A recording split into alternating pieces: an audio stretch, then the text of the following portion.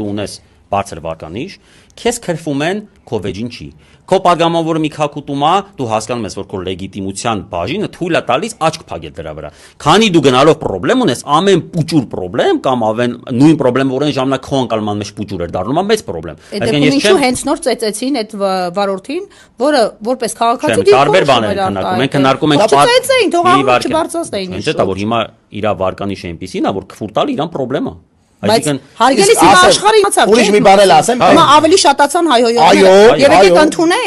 եկեք ընդունենք, մենք Երևանում համարյա ասենք 10 օրը մեկ տեսնում ենք այդ տեսարանը, որ ինքը անցնում է միանգամից խորով սկսում են սիգնալ տալ։ Միանշանակ, հիմա ուզում են իրանք ես ասեմ, նախ վախի մթնոլորտ կարան փորձեն ստեղծել։ Նախադեպ ստեղծեն, վատ նախադեպ։ Երկրորդ, դա կարա լինի պարեկների ինքնագործունեություն է։ Դա կարա լինի։ Որ ցույց տան, որ մենք պարեկներով ձեր կողքին կանգնած ենք։ Դե պարզա չէ որ չեն զանգետեղում Նիկոլին ասեն 100%։ Իհարկե, դա ինքնագործունություն է։ Բայց եւ ծեծը երկար տևեց։ Դե ընթացքում էլ էր քրվում։